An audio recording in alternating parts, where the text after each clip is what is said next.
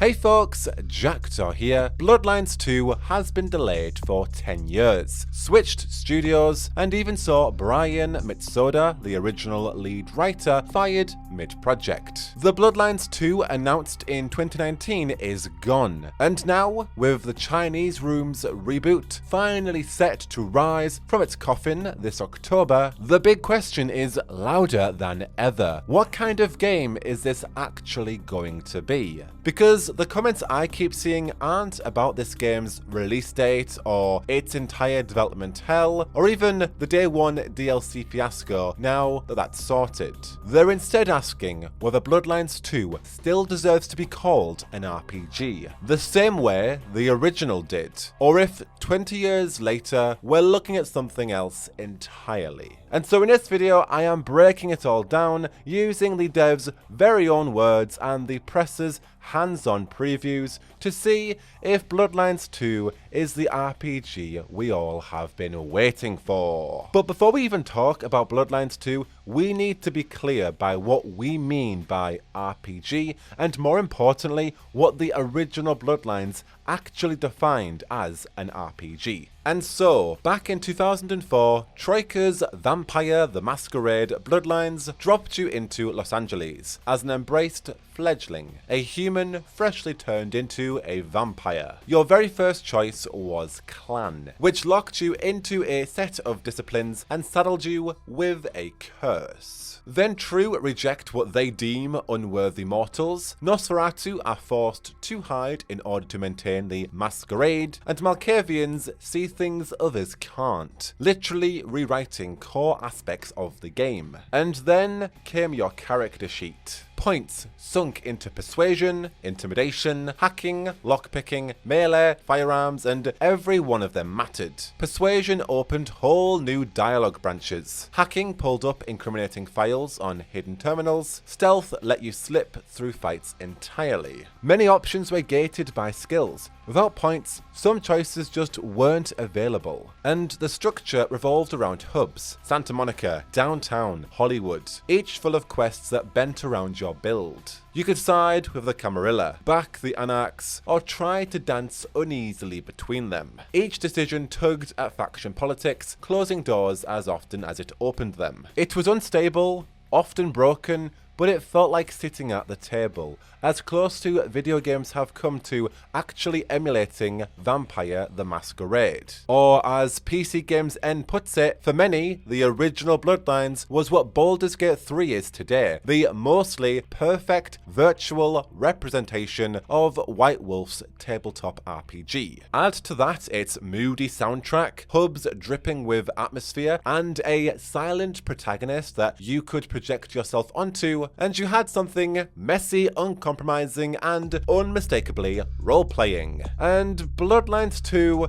let's just say it's not that. Messy, maybe, but certainly not everything the original represented. And it's actually not even trying to do that. And just given how many times this project has been rewritten or restarted, you could say it's been a little Malkavian in its very nature. And what I mean by that is the entire debacle of the first attempt of Bloodlines 2, the initial version that was staked and left to ash in 2023, only now to reawaken this October as a masquerade of its former self. The original 2015 project was pitched as the true sequel to Troika's classic, and for a while, it really looked like it. Brian Mitsoda, the man who literally gave us Jeanette Vowerman and the biting wit that defined Bloodlines' dialogue. He was back as narrative lead. I kind of worked on the first one, was the lead writer for Bloodlines 1. Thank you. Cara Ellison, coming off Dishonored 2, joined as a senior writer. Even Chris Avalon of Fallout New Vegas fame had a hand in the early story. For longtime fans, this was the seal of legitimacy. If Mitsoda was in, this was Bloodlines 2. To prove the point even further, the pitch was simple. Make Bloodlines 1 again, but modern. You played a thin blood, embraced in a mass attack at Christmas, suddenly pulled into a Seattle still divided between 5 factions: the Old Guard pioneers, the Camarilla under Prince Alec Cross, the Tremere newcomers, the Baron's criminal empire, and the Unseen, a Nosferatu network of hackers and outcasts. Mitsoda and Ellison rooted the story in Seattle's identity crisis, its cultural past colliding with its hyper-corporate future. They wanted a game about loss and identity, about being pulled into the night. Not, in their words, another male power fantasy. Mechanically, it followed Troika's blueprint. Skills that barely mattered before, like investigation, were rebuilt to now actually have weight. Combat was redesigned so every swing landed, damage scaling with your stats instead of dice rolls. Third person was scrapped, it was first person only, instead aiming for a Dishonored style fluidity. And it all tied directly to Vampire's 5th edition tabletop rules, with resonance in blood. Anger, fear, desire, harvested to fuel abilities. It was messy, ambitious, but truly recognizably Bloodlines, exactly what people thought they were getting.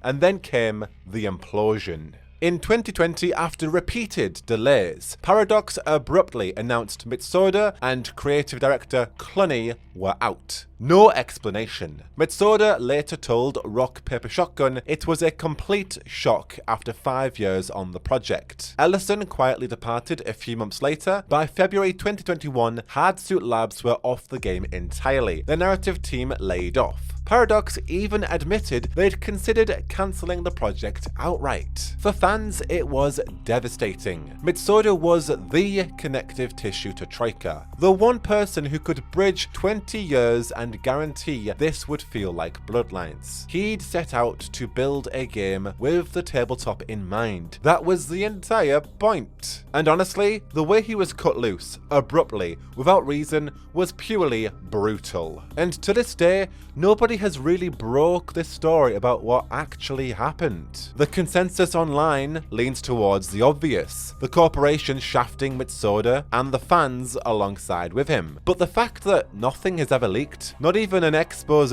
from Jason Schreier at this point, is its own mystery. At least, not yet. And this is really the tragedy. Not to double down on the point, but Hardsuit's version of Bloodlines 2 aimed to emulate Troika's tabletop-inspired RPG, and that is gone. When Paradox resurfaced in 2023, it was the Chinese Room, known for its atmospheric but divisive walking sims like Dear Esther, and they made their stance very clear to Game Informer. Creative director Alex Skidmore said, "The two games are not alike," with reference to the previous version of Bloodlines 2, the one Hardsuit Labs had been working on. Skidmore continued, "We basically started again. We very much wanted to make our own game." And so, with the original Bloodlines RPG standards set and the true version iteration now long since dead, we can finally turn to our question and look at the current version of Bloodlines 2 and ask ourselves, is this really an RPG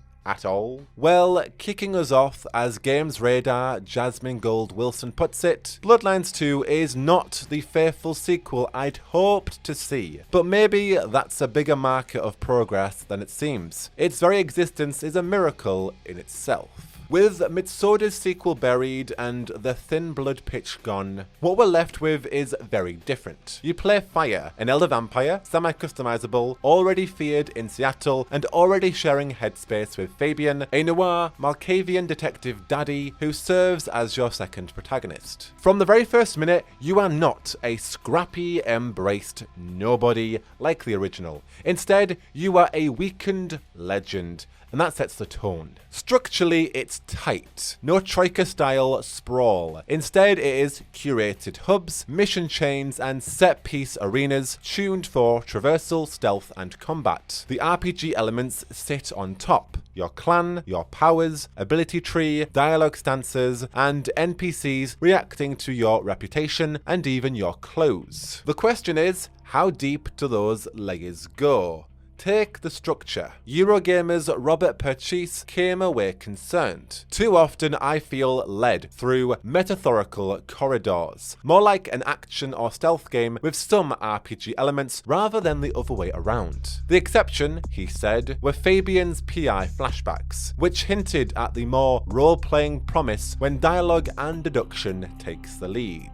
And next we have the scope. PC Games' Lauren Bergen compared it to Baldur's Gate 3, but not to say it's similar, but to instead stress its scale. If Baldur's Gate 3 is an entire role-playing setting, Bloodlines 2 is a scenario. And narrative director Ian Thomas chimed in on this, saying, if you're telling a specific story, you need a shape to pour the story into. In practice, that means boundaries. Not every NPC is interactable, and the world doesn't bend systematically. But Bergen did note that the first Bloodlines was also mission-driven, even if it masked it better. Now, the devs themselves admitted to this in the recent preview, saying that the early hours of this game are deliberately linear, as in you meet the prince, then you play through the intro, and only after several hours do you hit the quote hub break. Technically, the city is open from the start, but wander off too soon and NPCs will literally call you out. Why are you here? You haven't met the prince yet, which is literally gating the content off from you. So only after this hub break does the leash loosen. Trainers unlocked, more missions in whatever order you want, layered districts opening up in whatever you prefer. Next up, Games Radar flagged the combat as the biggest tonal shift. One of the biggest criticisms I've been reading, Jasmine Gould Wilson writes, is that Bloodlines 2 looks far too combat orientated compared to the first game, conceding that Dishonored comparisons are very fair. She also points out that the original drew directly from tabletop, more narrative than combat. Here, Fire is a set protagonist, closer to Geralt or V than Troika's blank slate, signaling a large shift towards modern character-driven RPGs. And if they weren't already, this in my opinion is where the RPG scaffolding begins to show. As we talked about at the very start, in the original you had character sheets, each devising their own playstyle from persuasion to hacking to firearms to stealth. But here, there are no skill trees beyond your clan disciplines. Guns aren't even wielded in Bloodlines 2. They're flung instead with telekinesis, which is really disappointing. And progression is equally narrow. You pick a clan, you level up its clan tree, and if you min-max properly, as in gain as much XP as you possibly can, you can unlock powers from each of the other clans. Which I think is mechanically interesting and will make for some very fun gameplay. But lore-wise, is that accurate? It seems to me very messy, especially when you compare to the original mechanics of the first game. And adding to that, but already mentioned in Games Radar, we have the customization, and I use that term very loosely. You can choose male or female Fire, but as Jasmine mentioned, this is no blank slate like the original. The face is set, the build is fixed. What you're really doing is tweaking a few cosmetics. Hair, eyes, makeup, piercings, and a rotation of outfits per clan. Now, clothing does affect how NPCs treat you. You show up at the Dutchman in Ventru tailoring, you're gonna stick out like a Camarilla, stiff at an Anarch dive. So there is some role playing to be had in its presentation. Not to harp on, but it's a very valid point. For a franchise defined in tabletop DNA, this feels like a very jarring mutation. Moving on from customization, Rock Paper Shotgun's James Archer called it a slick action game, but a limited RPG. He praised the reputation system that tracks individuals rather than factions, specific freaks, mobsters, and charlatans with unique preferences. And he liked the push beyond Mass Effect's Paragon/Renegade binaries. But he concluded most quests, at least the ones he played, lacked meaningful choice, funneling players into simple A to B solutions. Now, in contrast, some hope is to be had, as PC Gamer's Fraser Brown left more reassured. He said the vampire power fantasy landed immediately, how powerful I felt, and how much the game delights in leaning into the vampire power fantasy. However, combat, he argued, has the rhythm of a turn-based system. Play slow and it feels considered, play fast and it's exhilarating. Feels like Dishonored. But it did stress conversations were just as dangerous as combat. Bloodlines 2 avoids the old RPG habit of exhausting every dialogue option. Instead, these questions are all part of an elaborate diplomatic dance, where the same line can land as sarcasm or sincerity depending on your reputation. For him, that is where the RPG lives. And for the last preview we have, Game Reactor's Alex Hopley called that entire system the clearest anchor to RPG design. They also interviewed Bloodlines 2 narrative director Ian Thomas and White Wolf's Jason Carl, who described it as Mass Effect's morality system, but more personalized. Every NPC builds an opinion of you over time. Play fire as domineering, and some will back you down, others will hate you. Flatter and charm, and they'll remember that too. The real test comes when you're in a room of vampires and forced to take a stance. Alliances form or collapse based on the persona you've built. Across all of these impressions I have shared, there is consensus on two things. The action feels really strong, and the elder power fantasy really lands. But where the press start to split is on the role-playing, the entire point of this debate. Eurogamer and RPS argue it is too thin. Games Radar and PC Games N see it as narrower but still focused, whereas PC Gamer and Games Reactor go a bit further, pointing more towards the conversation, the reputation, and the social systems as the real RPG core of this game. So to come full circle and to aim to answer the question we set out with, where does that now leave us? Well, it's a very subjective question because it very much depends on you, your own personal preferences, and what you would particularly define as an RPG. Are you a fan of modern RPGs similar to Mass Effect? Or are you more of a hardcore fan of the original Bloodlines and wanted, understandably, a true sequel to that original game? What is your opinion on the more ubiquitous action-based RPGs we're seeing? Or are you again more a fan of traditional CRPGs? Some players will argue that the first Bloodlines wasn't as pure an RPG as nostalgia would suggest, saying that if you strip away the dialogue trees and the clan flavour, a lot of the game was still combat heavy, full of sewer crawls and corridor fights. What made it stick wasn't the immaculate systems, but instead the way conversations, factions and atmosphere disguised all of the scaffolding. But to be real and to answer my question, Bloodlines 2, as it exists right now, is not the same game or the same sequel that Mitsoda had originally pitched in 2019. That game died in 2023. It is abundantly clear now that the Chinese Rooms version is its own beast. If you have understandably come in expecting a 20-year later follow-up to Troika's tabletop-flavoured RPG, unfortunately, you are setting yourself up for disappointment. Because instead of being like the original, in which it was Vampire the Masquerade, the video game, what we're getting with the Chinese Room is this is a video game set in Vampire the Masquerade. So yeah, Bloodlines 2, it might still fit the RPG label, very much depending on your own subjectivity. But it is an RPG in today's modern sense, more so closer to The Witcher or Cyberpunk than to Baldur's Gate, or the original tabletop roots of Masquerade. And so to wrap up and to give you at least my expectations of Bloodlines 2 at this point, I like what I've seen so far, at least based on the 2-hour dev preview. I'm looking forward to playing the game, especially as a Toreador and min-maxing with a bunch of the clan abilities, particularly Ventrue, and being able to have a roster of mass dominating abilities. I think that will be a great blend of the two clans. However, I am very much going in on this not expecting anything like the original, expecting it to be heavy on the action and very light on the RPG front, with a set protagonist. The main RPG aspects that I do like and gravitate towards is the character dynamics and the dialogue, which I am expecting it to be similar to the likes of Mass Effect, Vampire, and Life is Strange to some degree. But of course, my expectation is completely far removed from Troika's tabletop sprawl. Now, it's definitely a very, very safe bet, and unfortunately, it's not the bet I wanted to be going in with a sequel to Bloodlines, but That's my opinion. What are your thoughts down below? What expectations are you going in